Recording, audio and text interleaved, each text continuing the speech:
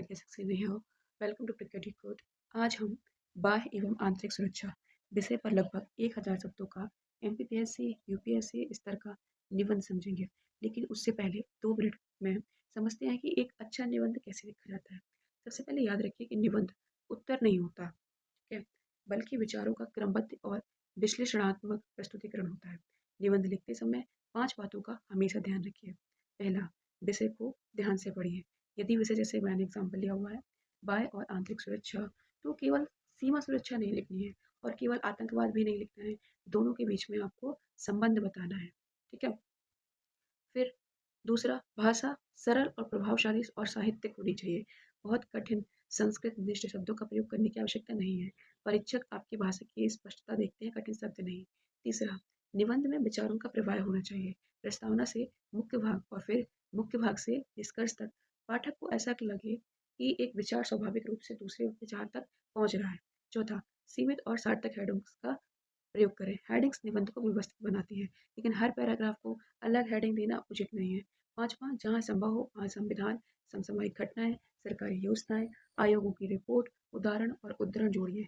यही बातें आपके निबंध को सामान्य से उत्कृष्ट बनाती हैं, ठीक है। एक सुनहरा नियम हमेशा याद रखिए, निबंध में जानकारी से अधिक महत्वपूर्ण उसका विश्लेषण यानी कि एनालिसिस होता है, ठीक है। ओके, आई होप आपको समझ में आया होगा। आगे टॉपिक हम स्टार्ट करते हैं पूरा। अब मुख्य विषय से शुरू करेंगे हम प्रस्तावना से, ठीक है। शीर्षक, बाह्य एवं आंतरिक सुरक्षा विकसित राष्ट्र भारत की आधारशिला।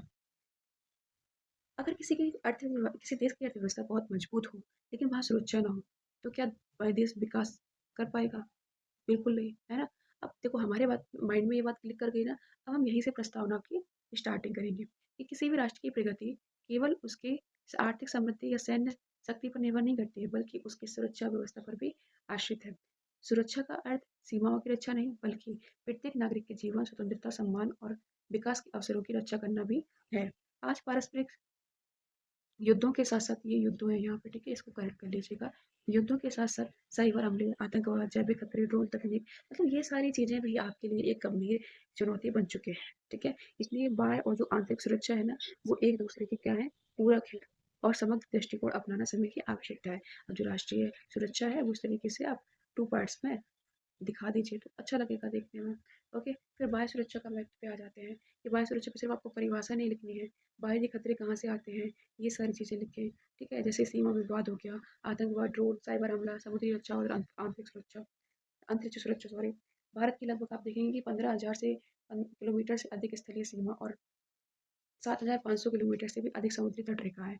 इसलिए हमारी सुरक्षा केवल थल सेना की जिम्मेदारी नहीं है, इसमें सेना, नौसेना, बीएसएफ हुआ, वायुसेना हुई, आईटीबीपी हुआ, भारतीय तटरक्षक बल महत्वपूर्ण भूमिका निभाते हैं। मतलब ये बाहरी सीमा पर सुरक्षा का क्या मतलब है, किस तरीके से सीमा सुरक्षित की जाती है, वो लिख दिया हमने, ठीक है।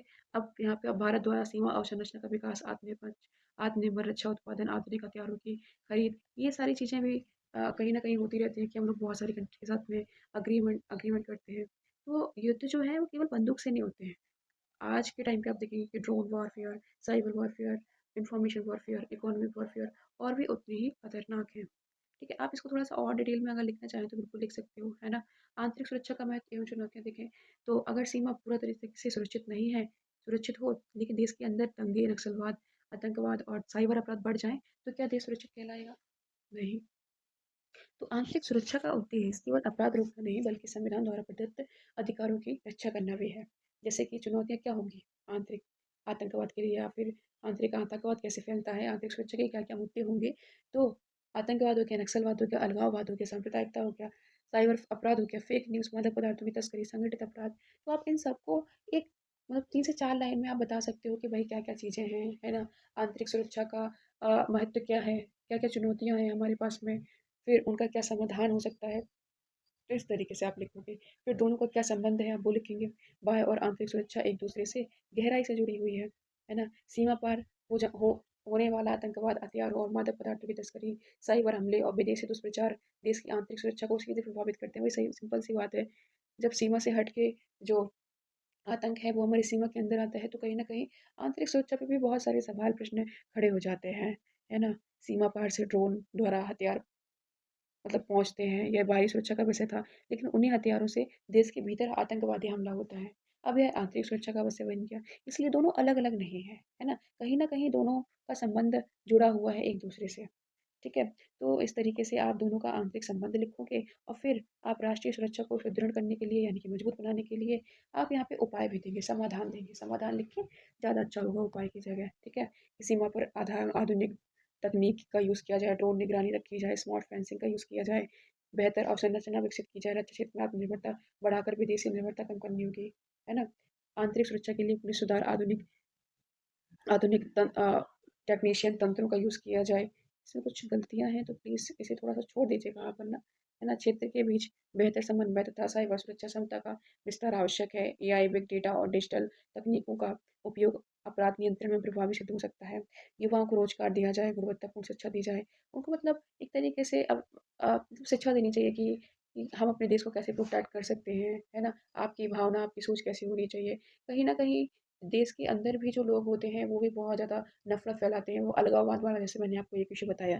तो ये चीज़ें कहाँ से आएँगी? एक अच्छी एजुकेशन से ही आएँगी ना। तो सुरक्षा के 5 स्तंभ, आधुनिक तकनीक, समग्र सुरक्षा तंत्र, सुशासन, जनभागीदारी, प्रभावी कूटनीति। अब नागरिक अपने कैसे तरीके से भूमिका निभा सकते हैं, तो संदिग्ध गतिविधियों की सूचना देना, अफवाहों से बचना, सोशल मीडिया का ज़िम्मेदारी से उपयोग करना, कानून का पालन करना, राष्ट्रीय एकता। तो इस तरीके से हर नागरिक का कर्तव्य है कि वो देश में आंतरिक सुरक्षा और बाह्य सुरक्षा पर ध्यान दे, है ना? फिर समकालीन परिप्रेक्ष्य यानी कि करंट अफेयर्स से रिलेटेबल होगा कि वर्तमान में क्या चल रहा है। तो आप देखेंगे कि मेक इन इंडिया, आत्मनिर्भर Bharat, digital India, national cyber security, smart water management, drone technology, AI आधारित टेक्नोलॉजी, है ना? Marine time security, Indo Pacific. तो ये सारी चीज़ों पे बहुत ज़्यादा ध्यान दिया जा रहा है। तो आप इनको एक-एक लाइन में आप इनको लिख सकते हैं। ठीक है? फिर बाह्य एवं आंतरिक सुरक्षा में संबंध लिखा हुआ है कि दोनों सुरक्षा एक-दूसरे से गहराई से जुड़ी हुई हैं।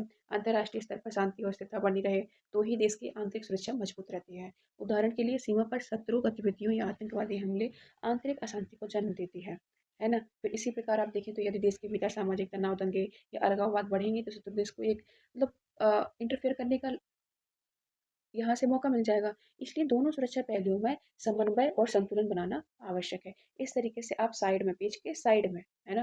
फ्लो चार्ट बना के दिखा दीजिए तो अच्छा लगेगा। फिर क्या-क्या चुनौतियाँ हैं, तो आप इसके अंदर चाहें तो 2-2 लाइन, 3-3 लाइन्स अलग से लिख सकते हो। बट मतलब मैं क्या कह रही हूँ कि इनको आपको सब हेडिंग्स नहीं बनाना है। हेडिंग्स के अंदर आपको सब हेडिंग्स का यूज़ नहीं करना है आपको। आप जैसे ये पॉइंट्स लिखे हुए हैं ना, अब इन्हीं पॉइंट्स को आप 2 से 3 लाइन में इसी के बारे में लिखते जाएँ। तो आपका वो ऐसे जो होगा वो एक फ्लो वाली लैंग्वेज में आ जाएगा। आपको निबंध में बहुत ज़्यादा सब हेडिंग्स का यूज़ नहीं करना है। मैं ये नहीं कहूँगी कि आप हेडिंग्स यूज़ मत करिए, करिए, है ना? चुनौतियाँ, समाधान, कैसे संबंध है, अगर 2 टॉपिक्स एक टॉपिक से रिलेटेबल हैं, तो वो लिखना है। आपको अर्थ लिखना है, ठीक है? वर्तमान परिप्रेक्ष्य में क्या-क्या हो रहा है, वो लिखना है। तो ये तो ज़रूरी हेडिंग है। लेकिन आप हेडिंग्स के अंदर सब हेडिंग्स मत लिखिए बहुत ज़्यादा। देखो, मैं आपको जिस तरीके से कंटेंट अवेल करा रही हूँ, दैट डज़न्ट मीन कि आप पूरा का पूरा वही लिख के आएँ। तो ये एक तरीके का आपके पास में एक डेटा हो गया क्योंकि हमें डेटा नहीं समझ पाता है कि हम क्या लिखें उसके अंदर, है ना? तो आपके पास में ये कंटेंट हो गया अच्छा खासा कि हाँ भाई हम यहाँ से चीज़ों को पढ़ के इंक्लूड कर सकते हैं अपने आंसर राइटिंग में। तो ये आपकी एक हेल्प करने का तरीका है मेरा। ओके, तो ध्यान रखिएगा। सुरक्षा को अब समाधान लिखने हैं आपको, तो साइबर सुरक्षा ढांचे को अब मजबूत करें, आंतरिक शांति और सद्भाव बनाए रखने के लिए प्रभावी नीतियाँ, शिक्षा, रोजगार और आर्थिक विकास को बढ़ावा दिया जाए। तो आप चाहे तो इनको भी जैसे 8 पॉइंट्स हैं, वही आप इसको 6 पॉइंट्स में कन्वर्ट करिए और हर लाइन के बारे में जो टॉपिक दिया हुआ है, आप उसके बारे में 3 से 4 लाइन्स लिखिए। ठीक है? तो इस तरीके से आपका मतलब अच्छा खासा फ्लो बन जाएगा, एक निबंध का प्रवाह बन जाएगा। ओके, फिर हम बात करते हैं कि आखिर में कि भारत की सुरक्षा व्यवस्था की। अब भारत की सुरक्षा व्यवस्था में कौन-कौन सी एजेंसीज़ हैं या फिर बीएसएफ कैसे वर्क करती है ना? कौन-कौन सी एजेंसी काम करती है भारत में? सागर वाला नीति, मेक इन इंडिया, आत्मनिर्भर भारत जैसी योजनाओं के माध्यम से आत्मनिर्भर रक्षा उत्पादन को बढ़ावा दिया है। तो ये सारी चीज़ें हो गई। फिर हम सबसे लास्ट में आते हैं निष्कर्ष आपका बहुत ही ज़्यादा अट्रैक्टिव होना चाहिए, आकर्षक होना चाहिए परीक्षक के लिए, ठीक है? तो निष्कर्ष कभी केवल अतः लिखकर समाप्त नहीं करना चाहिए, निष्कर्ष भविष्य की दिशा दिखाना चाहिए। जैसे कि मैं इसके अलावा भी आपको एक उदाहरण दूँ, तो वो ये है कि सुरक्षित राष्ट्र ही समृद्ध राष्ट्र बन सकता है। बाह्य एवं आंतरिक सुरक्षा एक दूसरे के पूरक हैं। आधुनिक तकनीक, सुशासन, सामाजिक समरसता, सक्षम सुरक्षा तंत्र और जागरूक नागरिकों के संयुक्त प्रयासों से ही विकसित भारत का सपना भी पूरा होगा और साथ में हमारा बाह्य और आंतरिक सुरक्षा भी सुदृढ़ होगी। सुरक्षित भारत ही समृद्ध भारत, एकता में शक्ति है, सुरक्षा में समृद्धि लेके आता है ना? सुरक्षा एक सतत प्रक्रिया है, ना कि एक स्थिति। ठीक है? तो आओ मिलकर संकल्प लें, आप इस तरीके का यूज़ कर सकते हैं, आप ना भी चाहें तो ना भी यूज़ कर सकते हैं। ठीक है? तो इस तरीके से आप चीज़ों का यूज़ करें। एक और मैं एक 10 गोल्डन रूल्स बताती हूँ आपको कि आप किस तरीके से ऐसे राइटिंग लिखें। ओके, क्या-क्या नियमों का आपको याद रखना है। जैसे कि पहला, आप सब्जेक्ट से बिल्कुल भी ना भटकें, ओके? आपका सब्जेक्ट क्या कह रहा है, उस पे फ़ोकस रखिए, उस पे अड़िग रहिए, ठीक है? दूसरा, आपका प्रस्तावना, है ना? आपकी स्टार्टिंग कैसी हो रही है, उसको आकर्षक रखें। तीसरा, भाषा सरल, ईज़ी लैंग्वेज का यूज़ करिए, बट प्रभावशाली होनी चाहिए, यानी कि इफ़ेक्टिव लैंग्वेज का यूज़ करें। फोर्थ, 6 से 8 अधिक मुख्य हेडिंग्स ना रखें, मतलब सब हेडिंग्स का यूज़ नहीं करना है आपको, है ना? सब हेडिंग्स का यूज़ मत करिए आप। फिफ्थ, हर हेडिंग के नीचे विश्लेषणात्मक पैराग्राफ लिखिए, ठीक है? पैराग्राफ आपको लिखना है, हेडिंग में 2-3 लाइन लिख के नहीं छोड़ना है। सिक्स्थ, संविधान, है ना? कॉन्स्टिट्यूशन की बात करिए आप, एग्ज़ाम्पल्स दीजिए और करंट अफेयर्स को भी आप यूज़ करिए, ठीक है? सेवंथ में बात करूँ, जहाँ उपयुक्त हो, वहाँ पे आप हल्का-सा साइड में फ्लो चार्ट बनाएँ, ठीक है? और फिर इसका पक्ष रखिए, चैलेंजेस प्लस आपको उसका सॉल्यूशन, ये दोनों चीज़ें भी लिखनी है। समाधान तो देने ही देना है, मतलब सॉल्यूशन वही चीज़, है ना? फिर आप जो आपका जो क्या कहते हैं पूरा स्ट्रक्चर होगा वो मुझे तो प्रभावी एक बार चेक कर लीजिएगा, मतलब चैलेंजेस एक पॉइंट हो गया और समाधान हो गया, ठीक है? फिर 10th वाला पॉइंट, निष्कर्ष जो है वो सकारात्मक होना चाहिए, है ना? आपका जो निष्कर्ष है वो कैसा होना चाहिए? पॉजिटिव होना चाहिए, ठीक है? भविष्य यानी कि फ्यूचर को स्टेबल करने वाला होना चाहिए, भविष्य दृष्टि वाला होना चाहिए। तो ये 10 रूल्स होते हैं आपको एक निबंध को बहुत अच्छे से लिखने के लिए, ठीक है? तो देखिए, मैं कोई एक हिंदी की टीचर नहीं हूँ, है ना? मैं एक जस्ट एमपीपीएससी एस्पिरेंट ही हूँ, ठीक है? आप सभी लोगों की तरह। तो जस्ट मैं बस पढ़ रही हूँ, तो आपकी हेल्प कर सकूँ इसलिए मैं आपको बता रही हूँ। Okay, so best of luck for your exams. सारी की सारी बहुत सारे टॉपिक पे मैंने ऑलरेडी कंटेंट अपलोड किया हुआ है, तो वहाँ से आप ऐसे राइटिंग में आपको बहुत ज़्यादा हेल्प मिलेगी। वीडियो अच्छा लगा हो तो please like, share and subscribe the video. अपने फ्रेंड्स के साथ भी शेयर करिए। Thank you so much. Bye bye.